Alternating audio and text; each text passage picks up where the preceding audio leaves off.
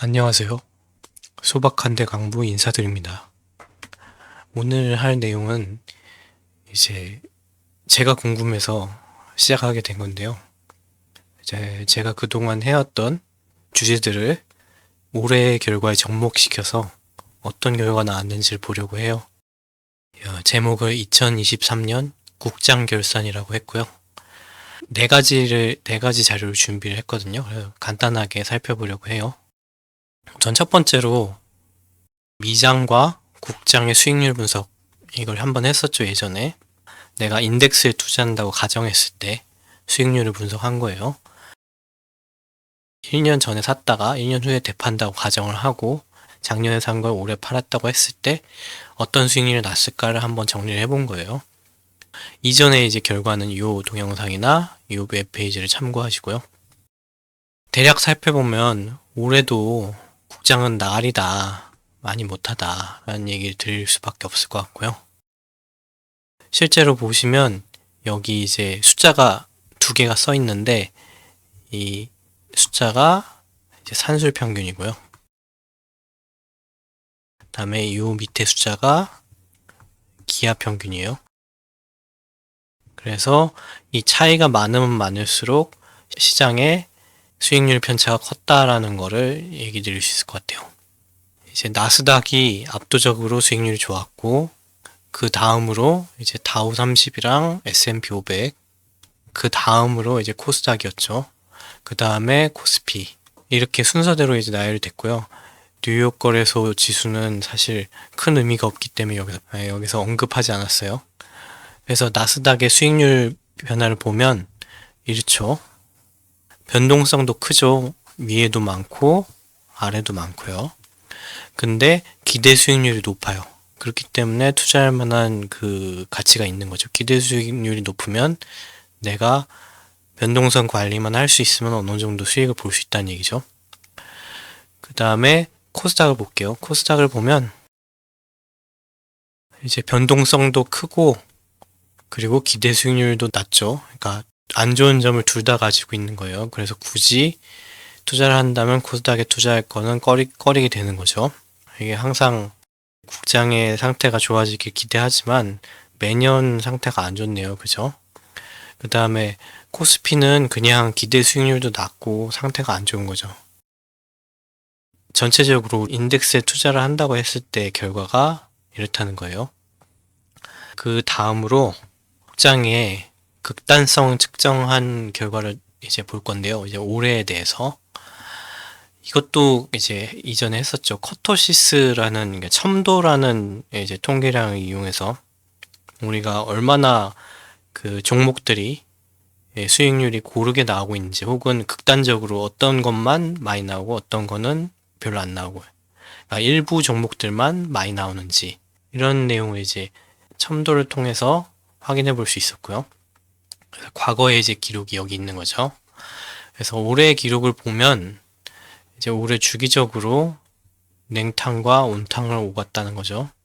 여기 설명한 게 이제 아까 얘기 드린 냉탕이 상승 활용률이 고르게 분포해가지고 커토시스가 낮게 나오는 경우고요. 이제 문제가 되는 이제 온탕 기간이 이제 일부 종목들만 엄청 튀는 거예요. 엄청 상승률이 높고 혹은 엄청 하락률이 높고 이런 식으로 일부 종목들에 편중돼서 높은 수익률과 낮은 수익률이 나오는 경우, 이제 커토시스가 높게 나오는 거죠. 근데 이제 제가 생각하기에 이 올해의 문제점은 뭐냐면 온탕 기간이 이제 2달 가까이 이제 발생을 해요. 여기 보시면 이런 식으로 평균을 뛰어넘는 구간이 이제 2달, 막 3달 이렇게 내로 나오는 거죠. 이런 식으로 나오면 이 기간이 길어질수록 이제 상대적으로 장기 투자자들이 떨어져 나갈 가능성이 높아지는 거죠. 왜냐면 나는 이것저것 골라가지고 담아서 오래 갈 생각으로 넣었는데 계속 상대적으로 수익률이 떨어지니까. 그러니까 이제 매일매일 단기 투기를 하는 사람들만 시장에 남을 가능성이 높아지는 거죠. 그래서 이게 되게 부정적인 결과다라는 거를 또 얘기 드리게 됐어요.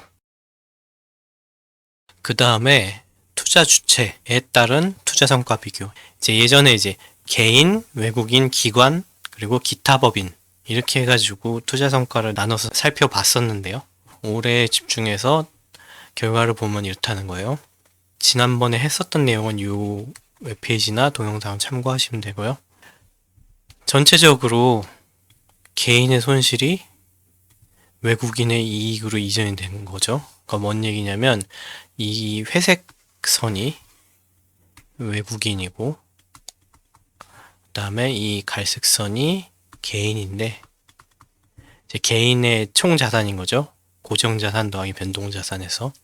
그래서 올해의 초를 누적 기준일로 삼아서 이때 자산을 밸런스를 0이라고 했을 때 올해 말의 결과를 보면 이제 외국인에게 개인이 돈을 전달해 주는 모양이 된 거죠. 이렇게.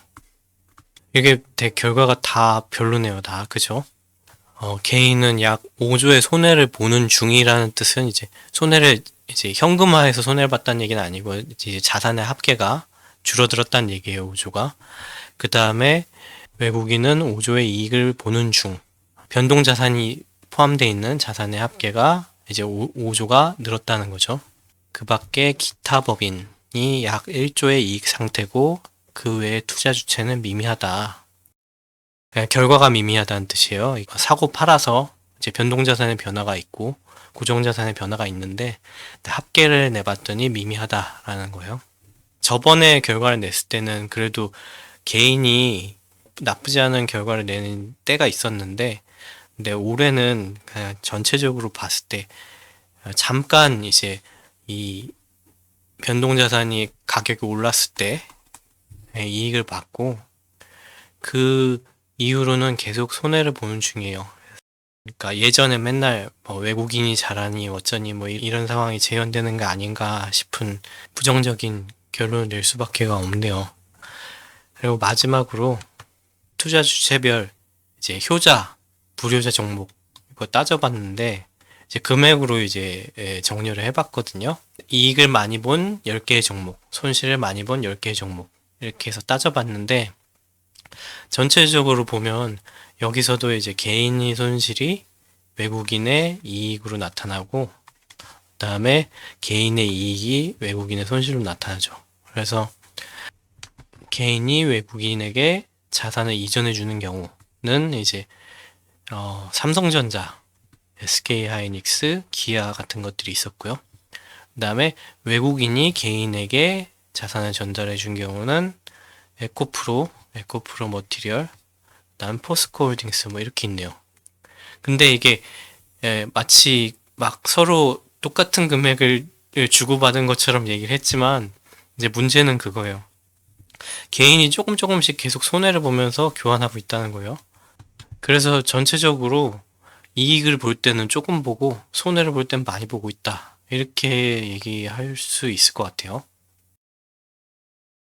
그래서 결과적으로 총합이 개인이 외국인에게 자산을 전달해주는 형태로 발생했다. 이제 다른 주체들의 결과 보면 이제 좀 이제 볼만한 게 이제 셀트리온으로 이익을 보고 있는 기타 법인. 올해의 투자 결과라는 뜻이거든요. 한 가지 더 보자면 뭐 SK 하이닉스로 이익을 보고 있는 연기금이 있네요. 이렇게 네 가지 주제를 가지고 올해의 국장의 상황을 살펴봤고요. 항상 그렇듯이 뭐 올해 좀 더 긍정적인 결과가 나왔으면 좋겠는데 근데 작년과 비교해서 올해 상태가 더 안 좋네요. 아무쪼록 신중한 투자하시고요. 오늘 준비한 내용은 여기까지입니다. 이상입니다.